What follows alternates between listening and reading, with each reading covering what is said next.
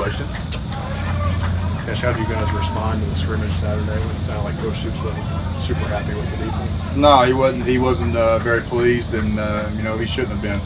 I know that each player on the defense wasn't pleased. I know each one of our coaches weren't pleased.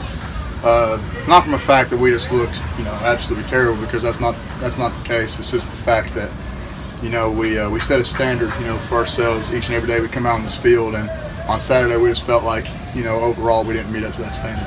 Stoops said there has to be a sense of urgency with these guys. Yeah. What have you seen in that department?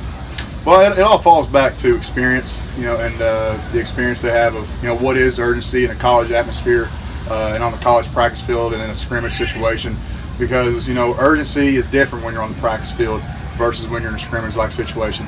Now, if you want to practice like you play, then that takes care of things. But, there's some guys that need, to continue to learn how to practice here in college, and day in and day out. This ain't high school no more. And, your body's going to hurt like a high school game after each and every practice. So each and every day you got to come out with the right mindset of getting better, holding yourself to that standard, lining up with urgency, knowing your call, knowing your responsibility, and come out here and practice day by day and get better and better, each rep by rep. With all that being said, what are your expectations for this Saturday's scrimmage? Just improvement and to live up to the standard that we set for ourselves. And that's 11 guys with a football. That's knowing our job, not popping gaps. Staying in coverage when we're supposed to stay in coverage, come out of coverage when we're supposed to come out of coverage.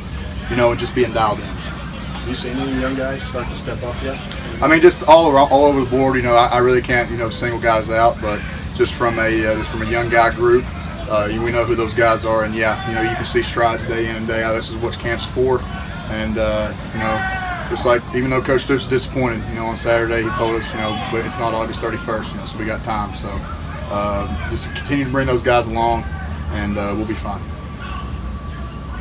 I know every mistake is correctable, but were some of these mistakes boneheaded plays? Yeah, or? Absolutely. And some of those plays, were just little things, of not popping your gap too early, because if you do your job, you do it right, things are going to happen good for you. But if you try to do somebody else's job before taking care of your job first, that's how you get out of position. That's how you get, bad football position on the ball, fitting wrong gaps, covering wrong guys, things like that. So this Saturday we just got to focus on doing our job, each and every play.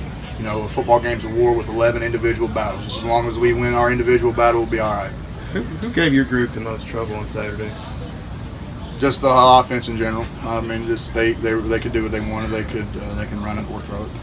TJ Carter's been a pretty popular name amongst people. What have you seen him grow?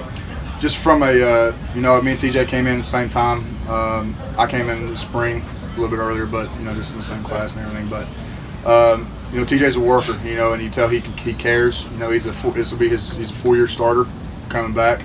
Started his freshman year, and so he's got a lot of experience for these young guys on the D-line. He knows how to practice, knows the standard of our defense, and comes out with a fire, heads full of fire. Every practice, looking to be the best, wanting to be the best. So I got nothing but good things to say about TJ. He's been an unbelievable leader for our defensive line, also our defense. One more, anybody else?